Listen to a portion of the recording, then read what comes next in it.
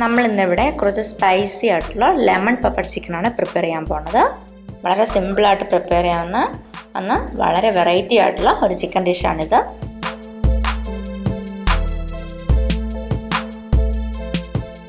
ഞാനിവിടെ 1/2 കിലോ ചിക്കനാണ് യൂസ് ചെയ്തിട്ടുള്ളത്.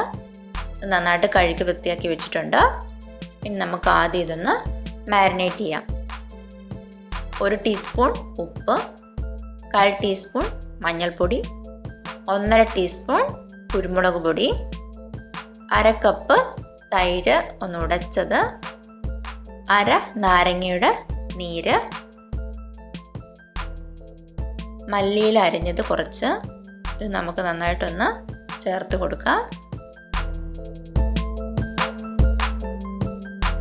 ഞാൻ ഇതിലേക്ക് 2 ടീസ്പൂൺ ജിഞ്ചർ ഗാർലിക് പേസ്റ്റ് കൂടി ആഡ് ചെയ്യുകയാണ്. ഇനി ഇത് നമുക്ക് ചിക്കനിലേക്ക് നന്നായിട്ടൊന്ന് തിരുമ്മി പിടിപ്പിക്കാം.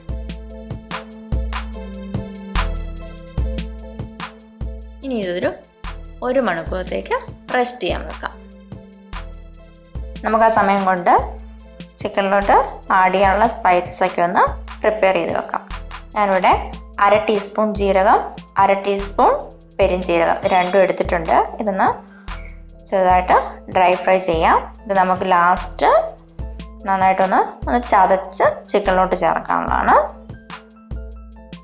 ഒരു പച്ചമണമൊക്കെ ഒന്ന് പോകുന്നിടം വരെ ഒന്ന് ഫ്രൈ ചെയ്യാം.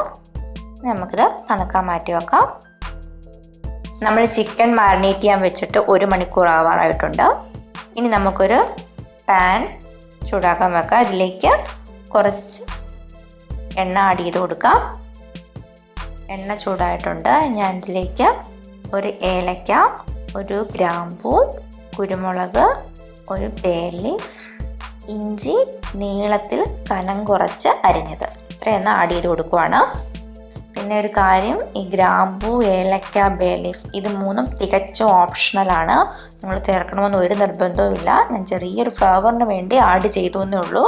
അതുകൊണ്ടാണ് എല്ലാം ഓരോന്നായിട്ട് ആഡ് ചെയ്തത്. ചെറുതായിട്ടൊന്ന് ഫ്രൈ ചെയ്തെടുക്കാം. നമുക്ക് ഇത് ഫ്രൈ ആയി വരുമ്പോഴത്തേക്കും നമുക്കിതിലേക്ക് നമ്മൾ മാരിനേറ്റ് ചെയ്ത് വെച്ച ചിക്കൻ ആഡ് ചെയ്ത് കൊടുക്കാം.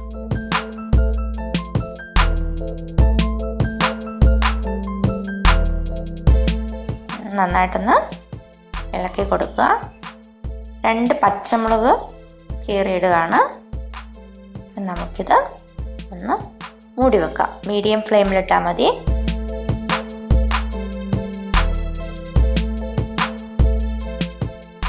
നന്നായിട്ടൊന്ന് മിക്സ് ചെയ്ത ശേഷം കുറച്ച് നേരം കൂടെ ചിക്കൻ കവർ ചെയ്ത് വെക്കാം.